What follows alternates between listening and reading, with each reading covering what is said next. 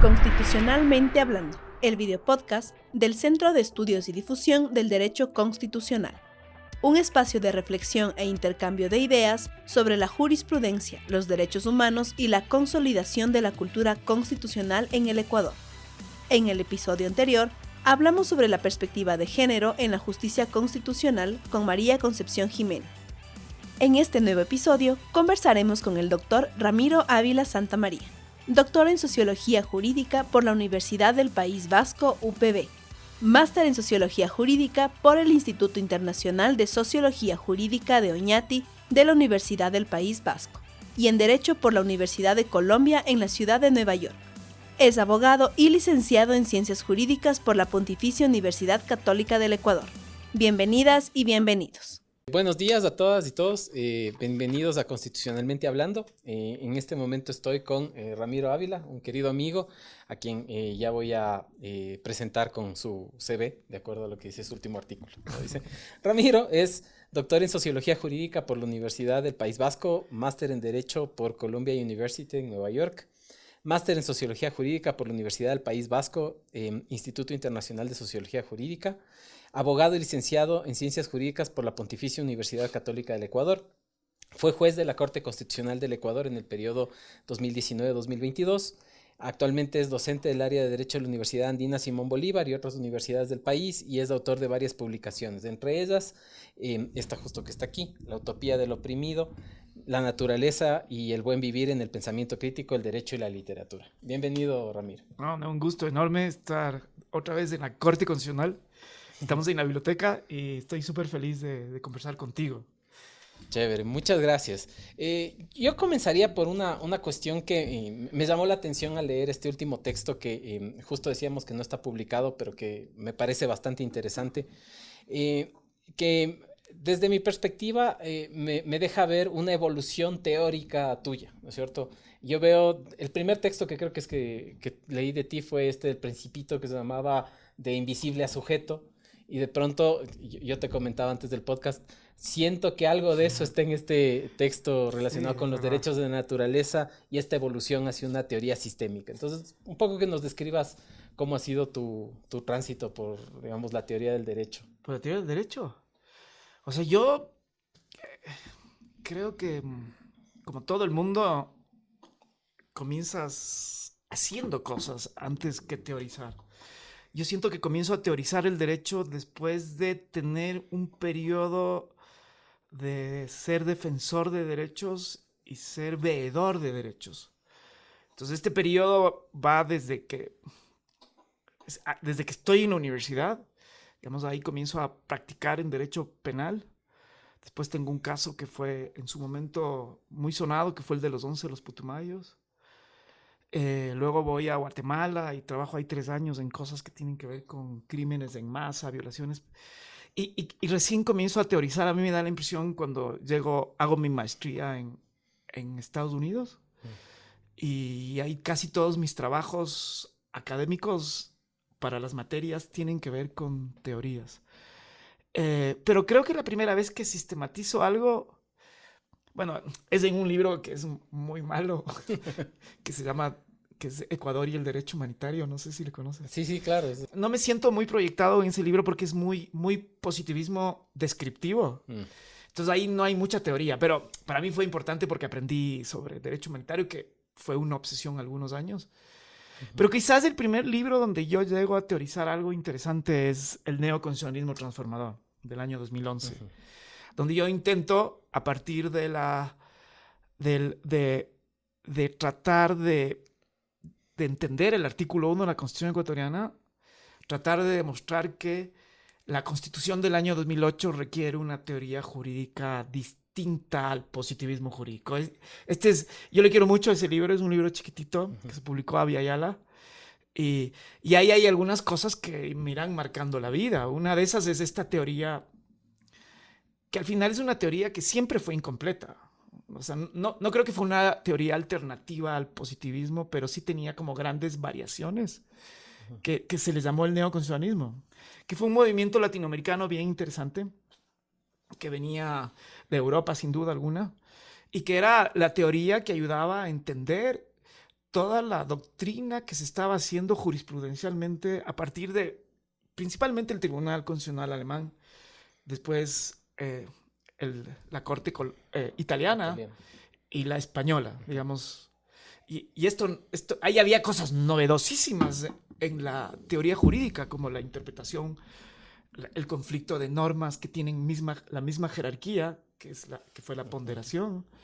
Luego derecho por principios, que para mí era absolutamente novedoso y yo abracé el neoconstitucionalismo. Sí, no, de los pocos, porque realmente hubo mucha gente que luego generó una suerte de reacción. Sí, pocas personas le escribimos. ¿No? El uno fue Iván Narváez desde la Flaxo, con algunas tonalidades muy relacionadas con el pluralismo jurídico.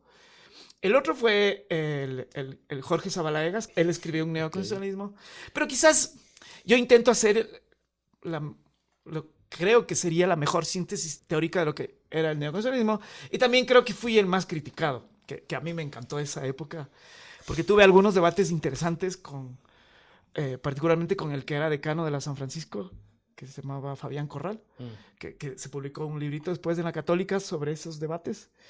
Y de esos debates yo saco un segundo libro que se llama El neoconstitucionalismo andino, que además le doy una tónica muy de pluralismo jurídico y comienzo a meterme en lo que yo llamaba el constitucionalismo andino, que también creo que en su momento fue original, que era tratar de dar sentido a la Pachamama, al Summa Causai, a la interculturalidad, al Estado plurinacional, algo de los derechos colectivos.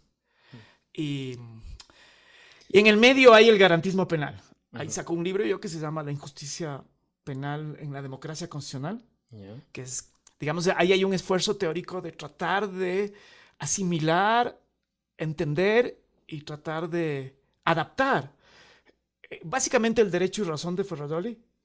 Algo ahí del principio iure de Ferrajoli y la criminología mediática y crítica, particularmente de Zaffaroni. Entonces, a mí me parecía, ahí hay unas cosas teóricas súper interesantes que, digamos, luego lo abandono porque ya me dedico a los derechos de la naturaleza desde hoy, y lo que estás tú, digamos, presentando, aquí hay una cosa que le estoy llamando la teoría sistémica del derecho, y estoy escribiendo este libro que espero que sea mi último libro de derecho. Entonces he estado en el neoconstitucionalismo, en el garantismo, en el neoconstitucionalismo andino, y ahora estoy en el derecho sistémico. Entonces yo sí creo que hay como una evolución teórica. Creo que además de en esa evolución no es acumulativo lo que voy desarrollando. Entonces, yo siento que, por ejemplo, ahora que estoy escribiendo el derecho sistémico, obviamente hay cosas del garantismo constitucional y obviamente hay cosas de este constitucionalismo contemporáneo, del postpositivismo, como quieras que le llames. Pero, pucha, sin duda, quizás la virtud de lo que estoy pensando ahorita es que estoy abiertamente interdisciplinario. Entonces, yo estoy sosteniendo que el derecho constitucional que adopta la naturaleza no se puede entender sin los clásicos de las ciencias. Para mí, y te digo honestamente y no es retórica, a su manera, Darwin, Einstein, Newton, todos estos físicos increíbles, Marie Curie, todos los biólogos contemporáneos, Dawkins, Schrödinger, todos para mí son constitucionalistas. Son constitucionalistas, ¿cachas? Porque la lógica de los derechos de naturaleza es que tiene que compatibilizarse las leyes de la naturaleza con las leyes de los seres humanos, una de la especie humana. Filósofos políticos del nuevo es que verás, es que esta es la premisa que está en el libro de Cormac Cullinan. La premisa es que la legitimidad de las leyes humanas, de las leyes de la especie humana, solo puede ser legítima si es que está de acuerdo con las leyes de naturaleza. Y quienes han descrito las leyes de la naturaleza viene de las ciencias naturales. Entonces, desde la biología tienes la ley de la selección natural, desde la física tienes las leyes de la entropía, y ahí tengo mis teorías de lo que estamos viendo ahorita. Por ejemplo, el cambio climático tiene mucho que ver con una intervención humana que produce una ruptura de las leyes de la termodinámica, de la ley de la conservación de la entropía. Entonces estamos generando una entropía artificial.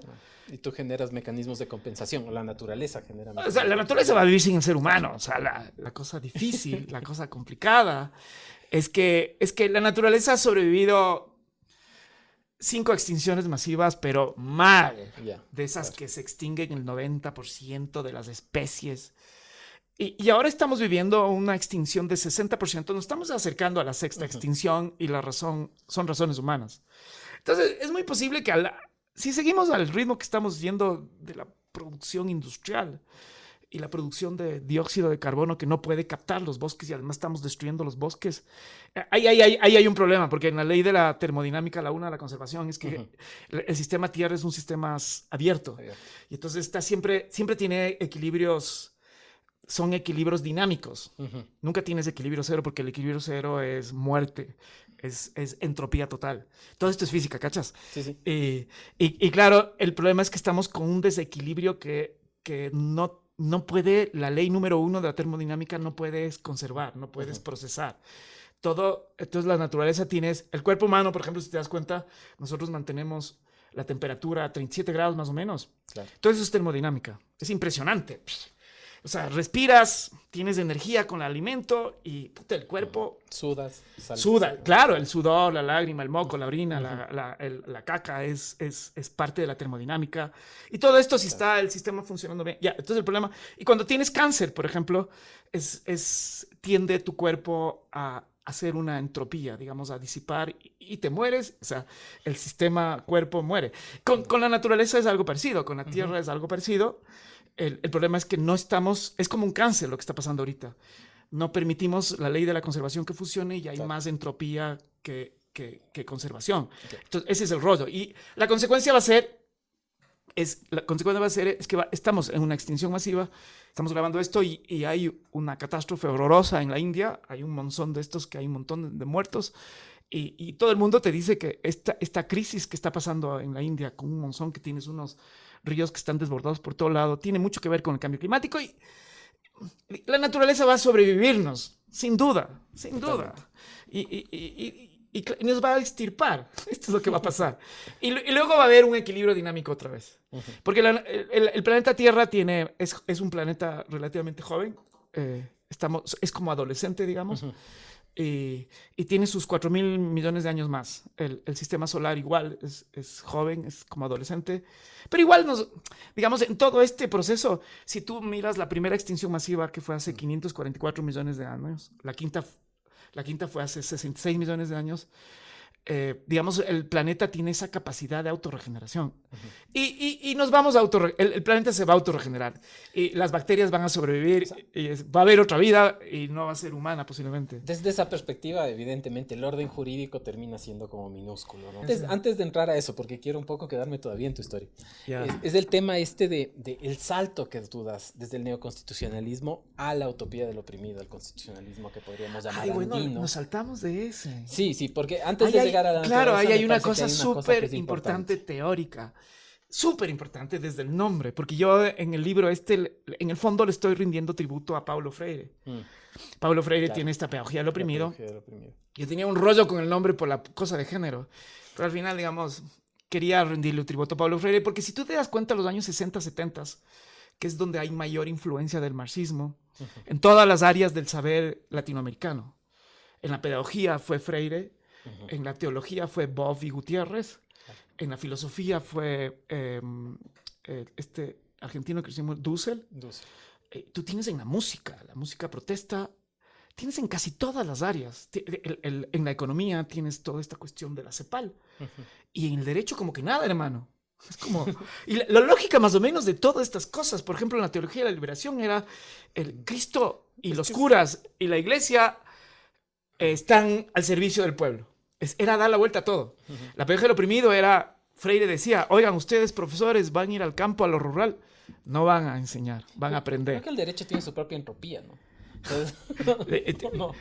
Sí, puede ser, pero en el derecho la idea es esta, porque está en Utopía del oprimido, es esto, es que la fuente del derecho no es solamente la fuente estatal, que es jurisprudencia de la Corte Constitucional, reglamentos expedidos por el presidente de la República, leyes expedidas por la Asamblea, sino que la gente hace derecho. Esto es lo que dice esto. Entonces está en la línea de todo el pensamiento crítico latinoamericano. Allá hay una ruptura, creo, con el neoconstitucionalismo, porque si uno habla del neoconstitucionalismo, uno dice confianza en los jueces, Sí, el tema ya. de poco votarte de Es que los yo no órganos de desconozco- representación política democrática y decir, bueno, el juez es el que decide. Sí, pero es que yo no llego a desconocer la importancia de el Estado como fuente de derecho. Es importante, Claro. es ineludible. Y para eso, digamos, hay una teoría. El problema es que no hay teoría para poder comprender que las mujeres indígenas son fuente del derecho, para entender que la gente que está resistiendo a la minería son fuente de derecho. La gente que protestó en las calles en octubre del 2019 fue fuente de derecho. Y verás, entonces, esto es lo que está en la utopía del oprimido. Si tú ves, por ejemplo, octubre del 2019, es un decreto ejecutivo firmado por el presidente relacionado con los combustibles, el presidente Lenín Moreno. Fuente del derecho formal, el decreto ejecutivo. Después de algunos meses, deroga el decreto por las movilizaciones. Claro. Entonces, uno se pregunta, ¿cuál es el rol de los indígenas y de los que se movilizaron en relación a la producción jurídica? Un abogado te diría ninguna, porque es el decreto del presidente Lenin que fue derogado.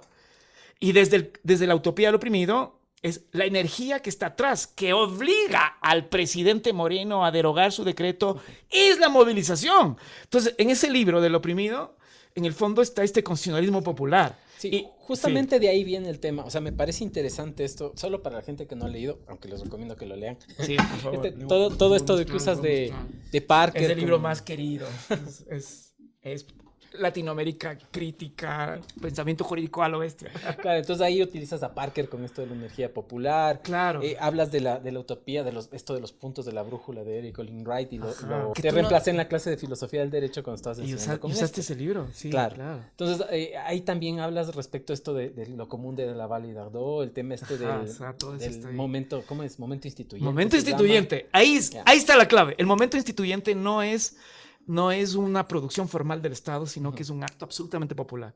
Bien, Danielito, qué Entonces, bueno. o sea, me parece interesante eso, porque sí es una ruptura con el neoconstitucionalismo Sí, europeo.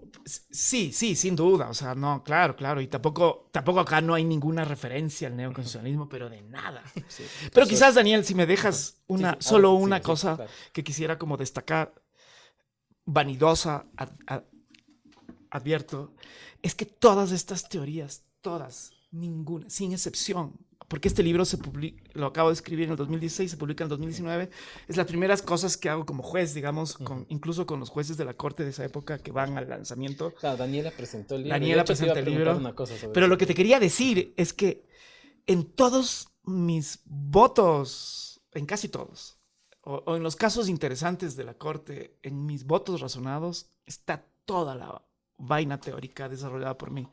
Entonces tú ves en los casos penales del garantismo penal, ves neoconstitucionalismo en los debates de eso sobre la forma y la sustancia, ves teoría del oprimido cuando miras, yo qué sé, en mi voto razonado del aborto, las voces de la gente. Porque al final yo decía, ¿quién? El aborto, ¿por qué sale en este lugar? Es por la gente que estaba abortando y estaba siendo enjuiciada. La sentencia del cuidado. ¿Por qué? ¿Cuál es el motor que hace que la sentencia de la Corte Constitucional son las mujeres que daban de lactar en los baños, en los baños de las oficinas públicas? Entonces, para mí, ahí está inspirando el oprimido. En el caso de doña Zoila, en el caso de doña Rosa, en el caso de la violencia obstétrica. Yo intento que la voz de la gente esté ahí. En el caso Manglares, tú ves la voz de los afros. Ese es utopía del oprimido.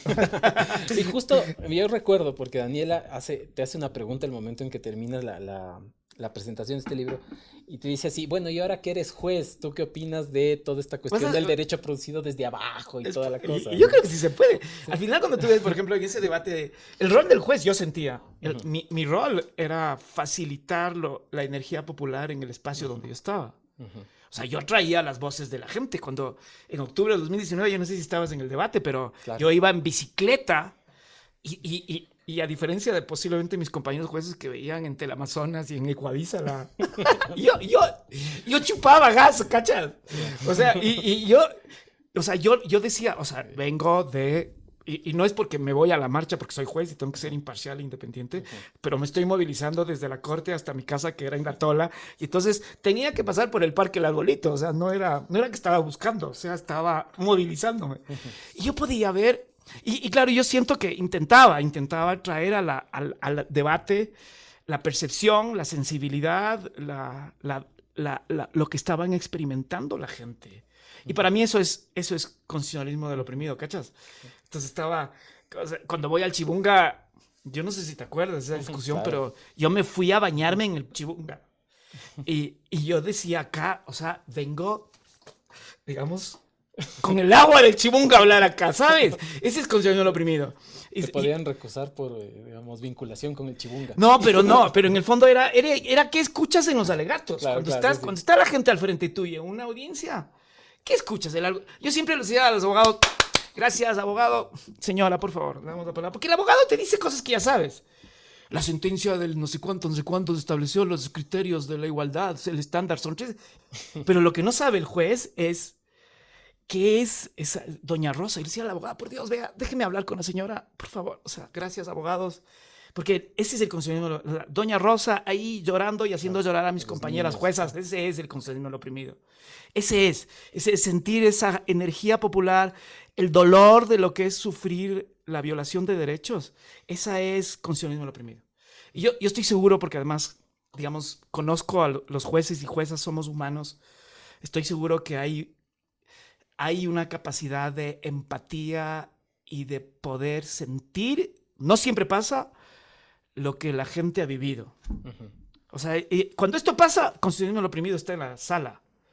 De ahí cuando estás resolviendo el artículo 15, los requisitos que tiene que tener la justicia material, el artículo 18, 125 de la Constitución, ahí, digamos, ahí volvemos a ser élites. ¿No? Y justo esto ya me lleva a este texto. Bueno, o antes de esto, porque quería preguntarte más bien sobre este tema del etos barroco.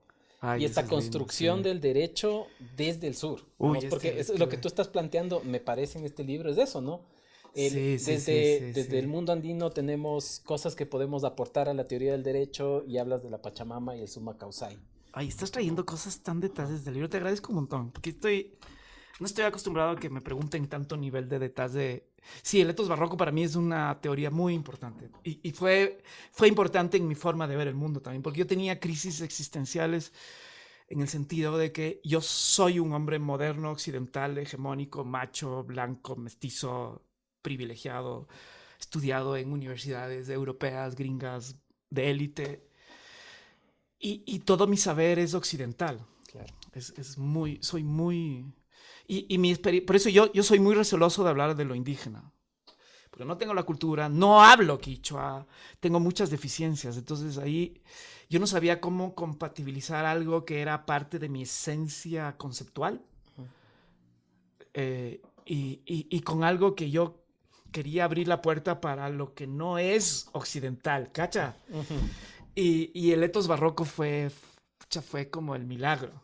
El etos barroco es una teoría de la persona que yo creo que es el mejor filósofo que ha tenido el Ecuador, que es Bolívar Echeverría, que además él es más reconocido en México que acá en Ecuador. Y de hecho yo le conozco después de muerto, porque voy a un evento para saber quién era este Bolívar Echeverría. Y luego me devoré los libros de Bolívar Echeverría. No son fáciles, pero son súper importantes. El etos barroco, para explicar de forma fácil, es... El barroco es un estilo arquitectónico del siglo XVI, XV, XVI, europeo, que en Europa surge después del gótico, que es todo para arriba, las catedrales y todo. Y cuando llega a América Latina, Dussel dice que América Latina exportó a Europa. Yo no sé, este debate no me meto, pero lo cierto es que cuando llega acá, el barroco se impregna de lo indígena. Yo el ejemplo que pongo, que está acá, que además uno lo ve por todo lado. Cuando tú ves, yo la otra vez estaba en Riobamba y ves un cuadro donde están deteniendo a Cristo y todos los que detienen a Cristo son los regidores, los tenientes políticos de Riobamba. Claro, eso es barroco, claro, ¿cacha? Es increíble. Es ironía. Es increíble. Arte. O cuando vas al Cusco y ves la Virgen de la Montaña, tú puedes ver al mismo tiempo la Virgen, pero podrías solo ver la montaña. Cuando tú vas a la compañía, tú puedes mirar el altar y ver ahí a los santos jesuitas, al Padre, al Hijo, al Espíritu Santo y a la Madre Dolorosa, si quieres. Pero también, si quieres, puedes ver el sol inca. Entonces tú puedes arrodillarte y estar alabando al sol. O puedes arrodillarte y alabar a la Virgen, ¿cachas? Ese es el barroco. Y yo estoy casi seguro que nuestros indígenas hacían las dos cosas. Le alababan a la Virgen y le alababan al sol. Además, el sol en la iglesia de la Compañía está por sobre el Padre, el Hijo y el Espíritu Santo. A mí me fascina y es un sol inca. Entonces, cuando tú ves la última cena con el cuy, es las formas de... Entonces, lo que hace Bolívar Echeverría en el barroco es demostrar que puede convivir la modernidad hegemónica con modernidades alternativas. Y claro, yo me doy cuenta que soy modernidad hegemónica, pero puedo, si me abro y me convierto en un ser barroco, puedo apreciar el saber indígena, puedo apreciar la medicina indígena, puedo apreciar formas no hegemónicas, ¿cachas esto? Entonces, y creo que en la vida, esta es la física también, tú vas a ver que por cada neutrino positivo hay uno negativo, que por cada carga positiva o negativa, el yin yang, en la naturaleza siempre hay dualidad, siempre. Siempre. Tú tienes hormonas femeninas y masculinas, o sea, es increíble, el bien y el mal está en todo lado. Y el barroco es eso, es lo indígena y lo hegemónico. Entonces, cuando tú ves, por ejemplo, yo qué sé, las mujeres amazónicas que están, cuando les ves en el Yasuní, son unas, y de pronto le ves, porque me he encontrado con ellas en una conferencia en Nueva York, en Naciones Unidas. No me digas, son barrocas, ¿cacha? Claro. Entonces, yo salgo de Ecuador y hablo del mundo indígena, soy barroco. Estoy en Ecuador y hablo de ciencia, soy barroco, ¿cachas? Entonces, el barroco me ayudó a conciliar. Y claro, Bolívar Echeverría en el etos tiene como varias posibilidades del barroco, y la que yo abrazo es la alternativa, la transformadora, la que es crítica, la que trata de coger la parte donde está la resistencia y hacerla política. Y en el derecho hay eso. O sea, cuando tú ves la sentencia de Aicofán, que hizo Carla, o la sentencia de la Torja, cuando la Blanquita habla del valor espiritual del Ilaló. Claro. Es barroco. O cuando está el Paolo Realpe en una cita hablando en el caso de manglares sobre la vida que tiene el manglar. Es barroco total. Y luego hablas del manglar y yo qué sé. Entonces, yo siento que el barroco no hay que tenerle miedo. Me parece que es parte de nuestra esencia. Tú y yo, digamos, si nos ponemos a ver en nuestra vida, las familias biológicas que tenemos y las familias ampliadas, es barroco. O sea, cuando tú vas a Estados Unidos, ¿tú has estudiado afuera algún rato? Sí. ¿No sentiste que no eres europeo ni gringo? Claro. Y que eres latino. Y parte de lo latino, que somos abrazadores, tochi, es que somos barrocos. Claro. Somos comunitarios. A nosotros nos fluye bien hacer una pambamesa, aunque no les llamemos así. O sea, yo vivo en la Tola, digamos, y con mis amigos, que son todos mestizos, te juntas en una casa y todo el mundo hace pambamesa, hacemos pambamesa. Y nadie está pensando en cobrarte porque hizo el pastel. Yo qué sé, ¿no? Todo eso es barroco, ¿cachas? Y yo siento que hay mucho de esto. La clave de la teoría de Bolívar Echeverría es que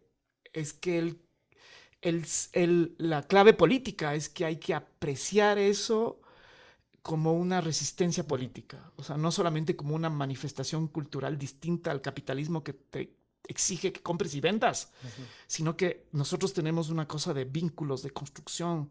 Yo no sé tú, pero yo a veces presto plata solo porque le quiero a la persona y no porque quiero intereses. Una contraprestación. Ajá. O sea, por ejemplo, cuando ves los latinos, los ecuatorianos, una de las cosas que les llama la atención es que dejas el guagua con la vecina al frente y luego te cobra por hora. Acá, yo donde vivo, yo a veces cuido a mis vecinas y no se me ocurriría cobrar plata, ¿sabes? O sea, me llama la vecina de al lado y me dice, oye, se va la señora que le cuida, ¿puedes cuidarle una horita y ya llego? Digo, de una.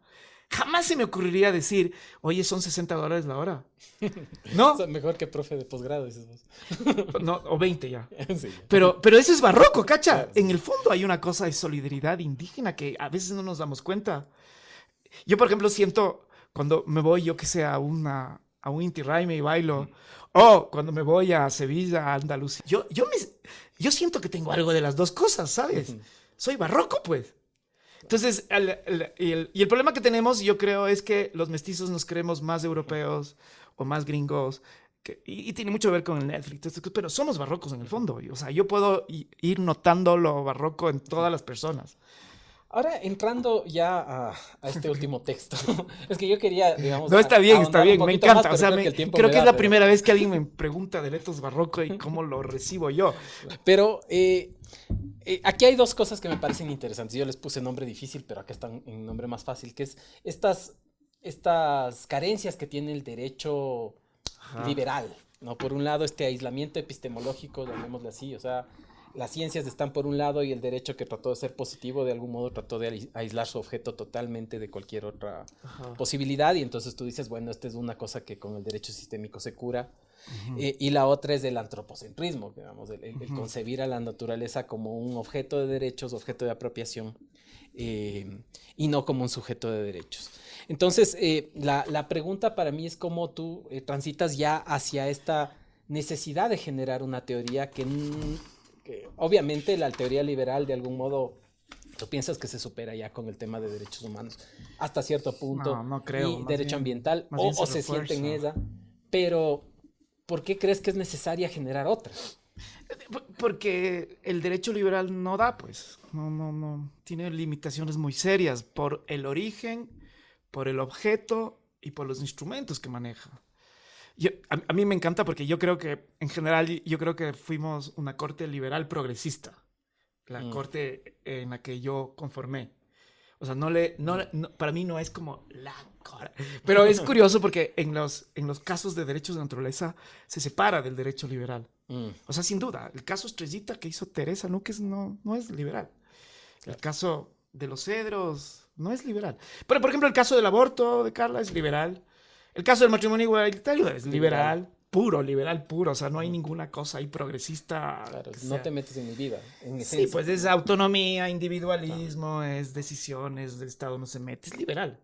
Pero en nosotros, a mí me hubiera encantado escribir el caso de la Mona Estrellita. Creo que la doctora Núquez la hizo de forma, para mí, tuvo una capacidad de síntesis impresionante y también de audacia, porque tú tienes estos principios de interpretación ecológica interespecie, es lo máximo. O sea, eso es derecho sistémico, pero a la vena. Claro. Entonces verás, el problema del derecho liberal, pero brutal, es que la constitución del derecho liberal se llamó Código Civil. Esto lo dijo Habermas, no me estoy inventando yo. Sí.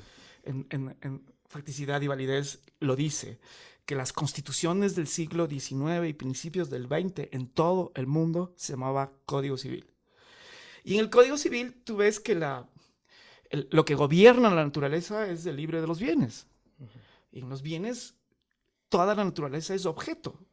Y como objeto está sujeto a tres cualidades, que es usar, que es disponer, o sea, vender, y que es usufructuar, o sea, abusar, el jus abutandi. Entonces tienes de esos el derecho sistémico se queda solamente con el usar. Y en lugar de vender y comprar y abusar, el derecho sistémico le pone cuidar. Y ese salto que estoy poniendo de manera súper simple, el derecho liberal no lo puede hacer, porque la base del sistema que estamos viviendo de mercado es la explotación indiscriminada de la naturaleza. O sea, este es el problema que estamos teniendo ahora entre conservacionismo y extractivismo, y yo creo que en el mundo contemporáneo está triunfando el extractivismo, y esa es la ley del mercado, y la ley del mercado se basa en la concepción de naturaleza-objeto. O sea, no hay forma. Es lo que Bolívar Echeverría le decía valor de cambio. Bolívar Echeverría ya tenía unas nociones. Hay un libro muy lindo que se llama Utopía como valor de uso. Es hermoso ese libro, porque en ese libro tú ves que, o sea, yo le asocio a la lógica de pasar de mercantilizar algo a pasar a cuidar algo, es pasarse del valor de cambio al valor de uso. Eso es Echeverría también. Y entonces no da, el derecho liberal no da. Y entonces ahí es cuál es el derecho que ayuda, que da sentido, que le da consistencia. Yo le estoy llamando derecho sistémico.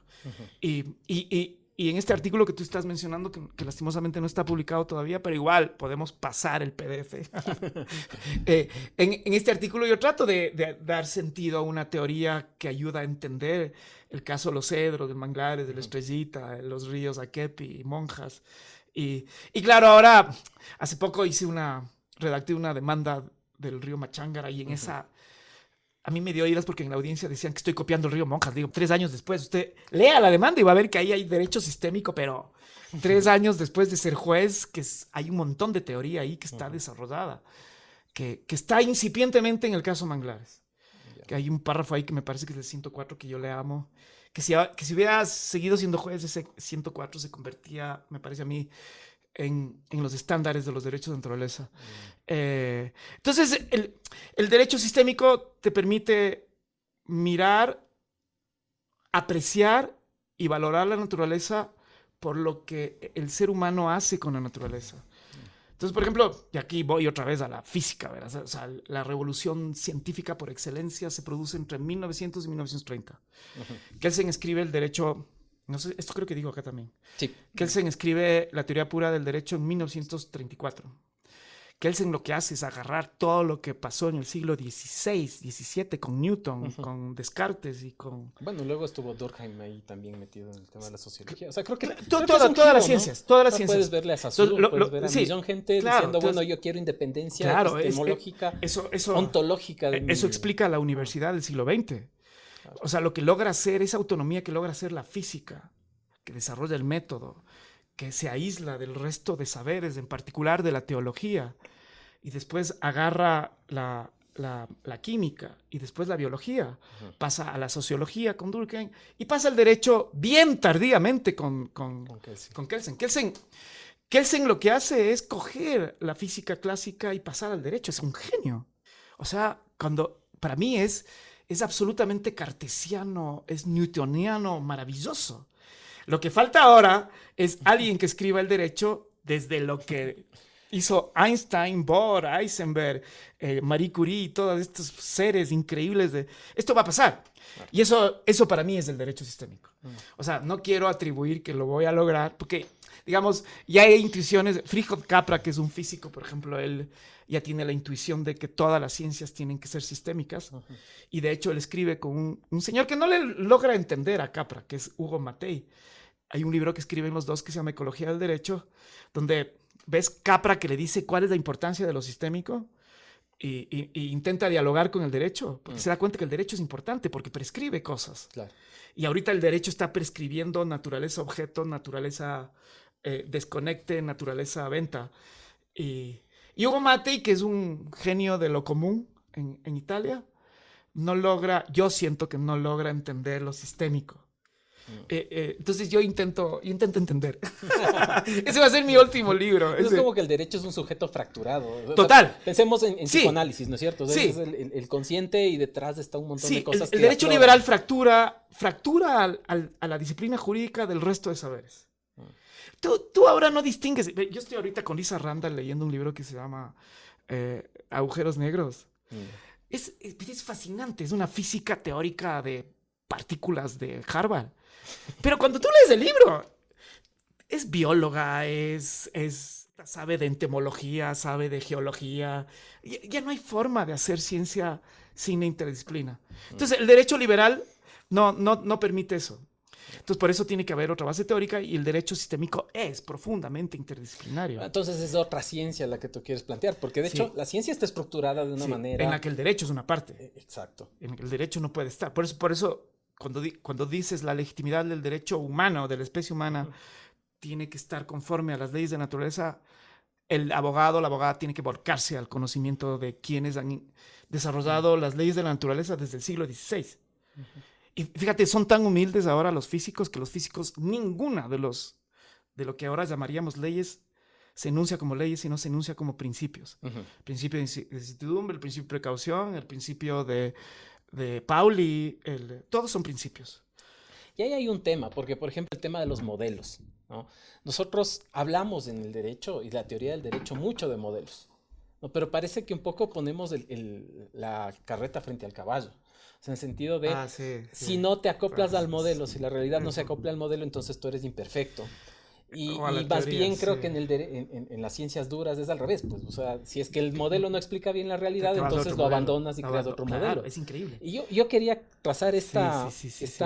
porque a mí me parece, y un poco he tratado de pensar en esto, ¿esto no será un rasgo de colonialidad del derecho en Latinoamérica, sobre todo? No sé qué sea, verás, porque es curiosísimo. Lo que tú llamas modelos teóricos en la física, en la ciencia, son teorías del derecho. Entonces es súper curioso. Por ejemplo, en lo penal, tú tienes el causalismo, el finalismo, el funcionalismo, el garantismo. Ujú. Y es curioso porque los abogados y abogadas se definen con un modelo. Entonces yo qué sé. O sea, transformas la teoría en ideología. Sí, y es curioso. Y a mí cuando me preguntan, yo digo, ¿cuál es la teoría que usas? Digo, la teoría que sea necesaria para conseguir lo que necesitas. Hay veces que la teoría positiva me sirve a mí, Ramiro Ávila. Digo, obvio. Si es que tienes positivizado los derechos de la naturaleza, soy un positivista y cojo el artículo 71 de la Constitución. Pero cuando no me es suficiente, si eres fiscal, tienes que ser causalista. Si eres defensor, tienes que ser finalista. Si eres un tipo que te conviene lo uno, las teorías están hechas. O sea, pusiste un buen símil tú, porque en la ciencia es así. Tú tienes el modelo teórico que te sirve para observar, pero cuando no te ayuda a comprender lo que estás observando, tienes que modificar el modelo teórico o agarrar otro. Acá es igual. Si quiere el derecho a hacer justicia material, que es la finalidad de los estados contemporáneos, es promover el ejercicio de los derechos de todas las personas que viven en un territorio. Si esa es la finalidad, que está en el artículo 11, está en el artículo 3, 1, digamos, si esa es la finalidad, las teorías tienen que ayudar a cumplir esa finalidad. Y a veces sirve el positivismo, sí, cuando está positivizado. ¿Para qué vas a hacer? ¿Para qué te vas a ir a una teoría just naturalista si está positivizado? Si el positivo te genera un resultado injusto, te metes, picas del just naturalismo, picas del sistémico, picas del funcionalismo, ¿sabes? El funcionalismo, el causalismo, el positivismo, el pospositivismo, el derecho sistémico, ninguna son teorías malas en sí mismas. Y el positivismo sigue siendo la mejor teoría para entender el Estado. Pero, recién me incluyeron, porque estuve en Colombia, en Glaza, y estuvimos una cena con abogados constitucionalistas y la discusión era sobre el positivismo. Y al tipo que manejaba un grupo en América Latina del positivismo le pareció que dije cosas interesantes y me mete en el grupo. Y un ecuatoriano dice, oigan, ¿por qué le meten a Ramiro si no es positivista? Y claro, yo digo, o sea... Un infiltrado ahí. Sí. Y luego hubo una discusión de qué es ser positivista. Entonces, yo tengo esta teoría, que en el fondo puede ser el positivismo, cuando tienes normas positivizadas, ¿para qué te haces lío? ¿Cachas? O sea, yo entiendo, porque como... me parece que es parecido a lo que pasa con lo que postula la teoría de la relatividad. O sea, en el sentido de, a veces eres del científico, a veces eres del objeto de estudio. No, ¿entiendes? pero o sea, porque ese más bien es lo cuántico, ¿verdad? Bueno, en la teoría sí. cuántica es cuando se discute si es que los átomos de luz, los fotones, son materia, O son partículas o son ondas. Uh-huh. Si es onda o si es partícula va a depender del observador. Es curioso eso. Uh-huh. Porque cuando tú le ves como partícula, le dejas ver como onda, y cuando le ves como onda, le dejas ver como partícula, y entonces ahí viene esta teoría de que el sujeto y el objeto siempre se están interrelacionando. Uh-huh. Y además te entra a los ojos el fotón. No puedes ver el objeto si no es gracias al objeto que te está atravesando. Es increíble la física cuántica. Claro, estas discusiones de la física son fascinantes porque en el derecho a mí me exigían un estándar de imparcialidad que nadie tiene. Nadie tiene. El sesgo del punto ciego, ¿no? Sí, es curioso. Claro, porque donde tú estás es la mirada objetiva. El objeto está influyendo en el sujeto que decide, ¿cachas? O sea, esto los gringos lo tienen súper cuantificado.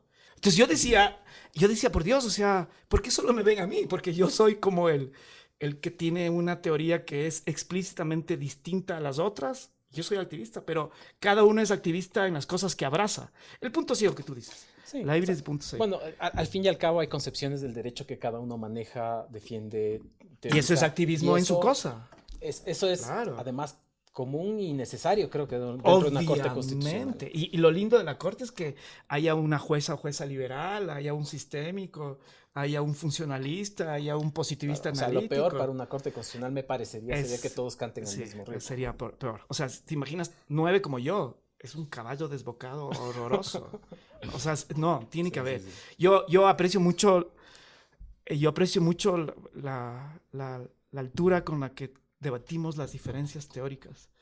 Y yo creo que, por ejemplo, las posiciones más contrarias cuando yo era juez eran súper importantes. Alguien que te traiga lo que siente la gente que cree honestamente que el aborto es un delito, es importante porque hay una parte de la población que cree eso y tiene que ser escuchada esa voz en la corte. Y los que creemos que un óvulo fecundado son células y no seres humanos, digamos, es importante. Y esos debates tienen que darse en la corte. Entonces, yo estoy de acuerdo contigo, una corte que tenga una homogeneidad, en la naturaleza la homogeneidad es lo peor, es como el monocultivo. En la sociedad también, la homogeneidad empobrece la naturaleza humana. Y por eso yo agradezco a la vida que me permitió tener gente muy opuesta a mí en la corte y poder debatir con altura, sin insultarnos, y poder abrazarnos después de los debates. O sea, para mí era un lujo esto. Porque las ideas no deberían separar a la gente, las ideas deberían enriquecer el saber, el conocer y el experimentar. O sea, hay que escuchar a la mujer que aborta y sobrevive de un aborto clandestino. Y hay que escuchar a la mujer que cree que Dios está en el óvulo fecundado. Obvio, las dos son posiciones que hacen que al final la vida tenga más sentido y profundidad. Perfecto. Bueno, muchísimas gracias. Yo me quedaría porque tengo un millón Sí, de preguntas ya más, nada, pero estoy seguro de que te no nos agradezco. van a escuchar mucho tiempo más en el podcast, así que muchas gracias, Ramiro. Sí, y también te agradezco porque ya estoy como cansado de hablar de los lugares comunes y me has preguntado cosas interesantes, teóricas que a la gente parece que no les importa mucho y creo que son importantes. Así que te agradezco por la entrevista y por haber sacado y haber hecho este recorrido teórico importante que creo que resume todas las cosas que uno lee, que uno piensa, que uno debate. Así que gracias. Chévere, Ramiro, muchísimas gracias. Gracias a todos y a todas.